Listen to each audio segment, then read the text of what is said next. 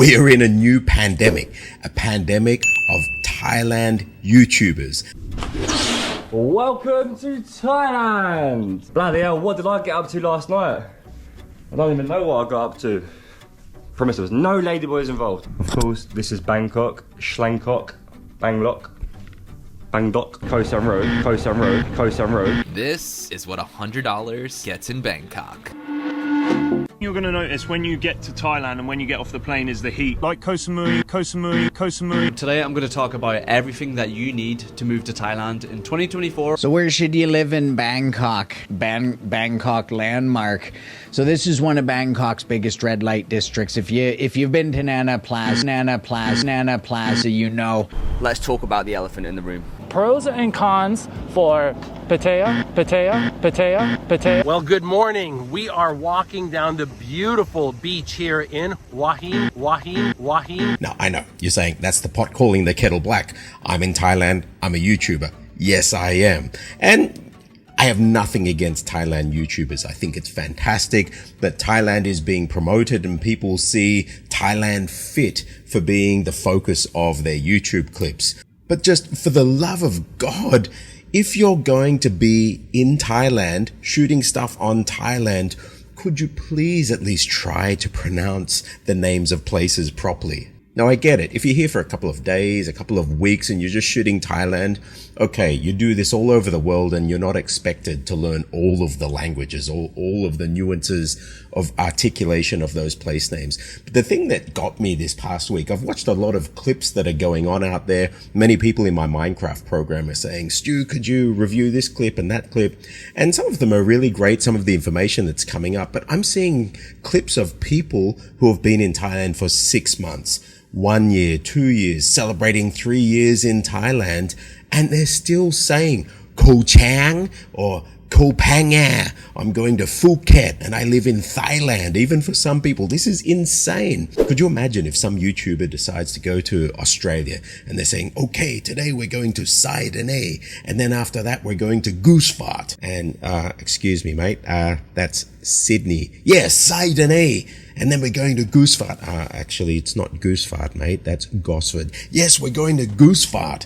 You'd probably mispronounce it once, and that's it. And that maybe is testament to the Thai people. You hear these bastardizations of place names and you struggle to understand what they're actually saying, and then you go with it. So this is all I'm asking, and I'm nobody to ask. I'm just putting it out there. If you're here for any more than a week or two, wouldn't it be nice to learn how to actually pronounce the place names properly? It's not actually difficult. It's just not what you might think reading it as your own script. And best of all, it's respectful to the people in Thailand. It's showing them, yeah, I put a little bit of effort into learning how places are called. So to help you today, I've put a couple together, but actually I have a whole lot of clips that I've done in the past. I'll put links in the description below of how to say some of the major place names in Thailand, so that can help you as well. But I'm going to give you a few things to look out for if you're looking at place names. So this is the first one, because this is one of the main offenders that I see people pronouncing incorrectly. So this, I'll just write it in English here. So this would be Got. Pang. Okay, I think they spell it like this in English. Okay, Got Pangan. You can see here now, if you want to use this tool, you can actually come in. It's all free. Just come to crackinglanguage.com, and this is the tone assist tool. And what I have it do is actually breaks out syllables for you. Okay, so whether it's in English or whatever language, it'll break the syllables out. You can see this first word here, Got. You don't know how to type in Thai, it doesn't matter. Just go and Google Got Pangan, say in Thai, and it will give you this. You can see this is actually how the tone should be, okay? Got Pangan. But actually tones aren't the most important thing. It's the vowels that you're buggering up, as well as the consonants. And so this word Got, let's just look at the tones first. Got Pangan. Just look at those tone contours. Got Pangan. Okay, so but the thing that people get wrong in this one is this first word, Got, and then this word here, Ngan. So let's have a look at it. This Got, I'm going to jump across here now and have a look in my consonant compass. Okay, so this is the letter here for Got. Go, Gai. This is not a K like we have in the word king in English, and it's not a G, even though some people may write it as a G when they're transcribing in Roman letters. It's a unaspirated ga. Have a look. I actually drew these images up here, animated for you, so you can actually see the throat stopping. So if you try and cough, that's what your throat's doing, as opposed to, say, we say the word king in English. King, you can see that the throat opens so the air can flow out. But if I say ga kai, so if you cough, your throat's closed in that coughing position when you're making this sound here. That is when you see most of the time K used in Thai without an H after it. That's the sound. It's not a G. It's not the K in king. It's this. So then the word for island is ga. Let me just put that here. By the way, if you want to practice writing that, you can just hit it there. And I even put a sketch pad in. So even if you are a tourist, that'd be cool. You can come in and even learn how to write stuff. But anyway, I've got my ga there, and let's have a look at the vowels. So I'll go into my vowel compass. And so this one is actually my visual vowel keyboard. So I can actually click the vowel here. And so if you want to try yourself, have a look at the spelling in Thai and see if you can find it. Which one is it? It's this one here. So there we go. That's the word ga. Okay. And so I can actually then come and have a look in my vowel compass. So this one here, you can see, is actually an O. That is not an O. So you see this weird symbol here? O. O. As opposed to O. Okay, so you can see if it's an O, or your mouth is rounded like an O. Or if it's an O, you see it here, it opens up. And this is actually quite useful looking at this. So this is O. So listen to the difference. I'll say the long versions. O, O, O, O, O, O, O, O. So if we come down here and we have it together, we've got ga. When you say letter names in Thai, you just put the O sound after it instead of just saying k. You can't say this is the letter k. So this is the letter ga, and I'm going to clip this O vowel onto it, and I have ga. That is the word for island in Thai. So you have ga PP, ga Phangan, ga Phuket, ga Samui. It is not ko. Even though you write it K-O-H, it is ga. And you might be saying, well, why do they write it K-O-H? Okay, ga. How would you write it in English? It's not a G, so how would you write it? Without using any weird symbols? Yeah, maybe you'll write it K-O-H. Confusing to English speakers? Maybe, but why do English speakers have to be the target of a romanization system? There are many languages out there with weird transliteration systems. Look at Vietnamese, but they use it. So there you go. You've got the word for island, ga. Bringing that back to this screen now. Again, if you want to use this tool, just come to crackinglanguage.com. It's totally free. The word Phangan. Okay, so have a look at this one. This is the other difficult one. So this letter here, you can see this little one looks like it's on a tail with it kicking up. Let me jump up here to the consonant compass and I'll click on it for you. Longu. So have a look at this. The tongue's way up the back of the throat. Longu, and the voice is activated. And the air, look where the air is going out, through the nose, as opposed to, watch if I change this, the airflow goes down through the mouth, airflow through the nose. So for all of this column here, and this is the cool thing about Thai spelling, it's a GPS of the human mouth, all this row here from the back of the throat. So stick the tongue up the back of your throat and just hum through your nose. That's how you pronounce that. So Phangan, Phangan, Phangan, ngan, ngan. Okay, if you're saying something like nyan, it's wrong. And if you say ko Phangan, it's wrong again. And that's the other thing I'd just like to mention. If you want to see the full pronunciation of other place names, I have all those clips there.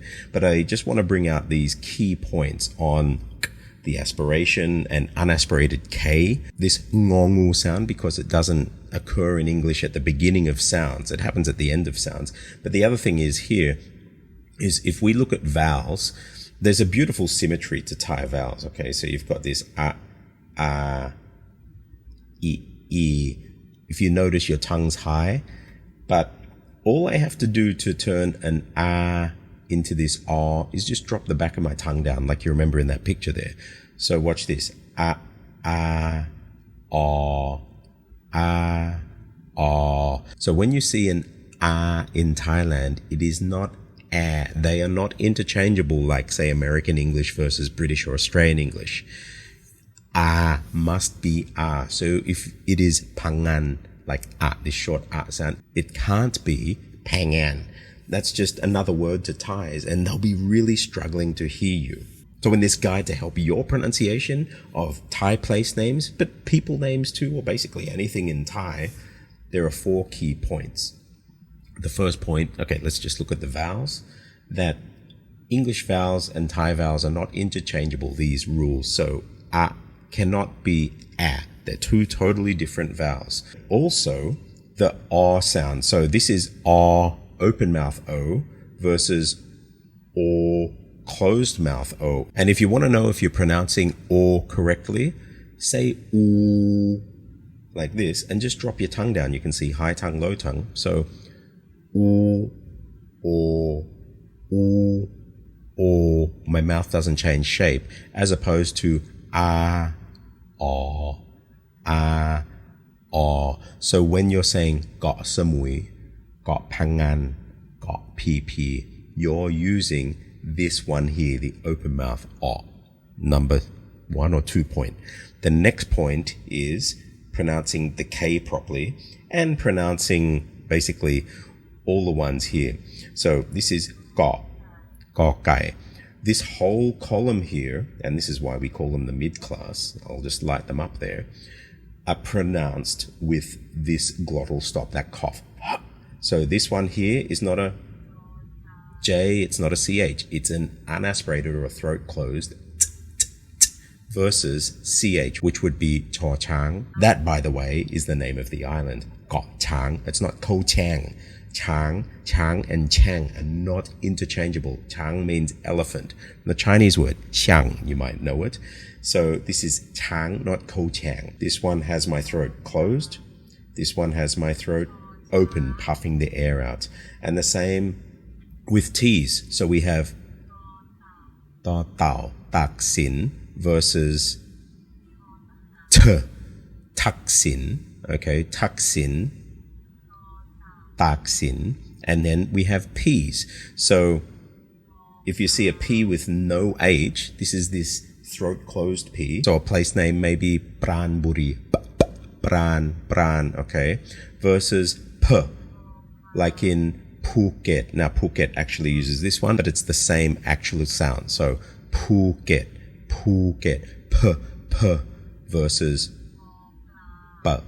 Okay. If you're living in Thailand for any more than a week, 2 weeks, I highly recommend you learn this principle of stopped throat versus aspirated throat, because if you can make the difference between those, you're going to be so much clearer and people will understand you, and people will see that you're respecting Thailand, you're respecting the people, and you're respecting the language. So I'm not saying you have to learn to write, just learn how to pronounce things, and then later on you might think, oh, this is pretty cool, and you'll realize that actually learning to write is not that difficult. You saw it's just a map of the mouth. So you just learn how to map out the mouth, and you'll find that through actually spelling in Thai, you start to become more accurate and things become much easier, because you're not filtering things through this muscle memory of what you think the Roman letters are representing. And so they will always be screaming when you look at the spelling of something. If you look at the Thai spelling, you'll associate that letter with the sound. And so you avoid a lot of the pain of mispronouncing things. So if you really do want to learn how to spell and get more into the Thai language, even if you're not going to fully learn it, just sort of understand the scope of the language and some of the meta stuff that's going on around the language and culturally, get a copy of Cracking Thai Fundamentals. If you're in Thailand, you can click on the link there and the team will send you a copy. Otherwise, you can get on Amazon, and you can come in and learn from the online resources, which I'll be building out more to incorporate these brand new tools here. You can see a login. When you click on the login now, you won't won't see a lot happen, but in the coming weeks, I'm going to be linking it with everything in J Academy. So for all those people who are in the online courses, like the unlimited Thai bundle and stuff in J Academy, you'll start to see it appear here in Cracking Language as well. So you can make use of all these tools, but these tools are free for you to use. Really get into the language. And if you really want to learn how to learn the language, whether it's Thai or Chinese, and get into this so you can really make the most of your time learning the language, well, I would say join Mindkraft, because Mindkraft is this awesome group of people who we're all in there, and we go into more than what you would just focus, just say in a normal Thai class, but we'll look at really how to learn the languages, coaching each other, looking at the tools and developing all of these surrounding skills that you need in listening, in articulation, and using tech to build your environment so it teaches you. That's what Mindkraft is. And we've just revived the Discord server this last week. And so now we're giving active feedback and discussions where you can put your samples in and you get coaching, not just for Thai, but for basically any language that you want. The server's set up that way. And so Mindkraft is basically the interactive learning environment that anyone would need for learning a language, where you get both the skills and the playground to learn the language. For all those YouTubers out there, I love the work that you're doing, but just try maybe pronouncing the place names correctly. Heck, maybe it will have an impact on the way that people respond to you as well and open some new opportunities for you. You never know. At the very least, it's being respectful to the Thai people. I'm Stuart J. Raj. I'll see you on the other side.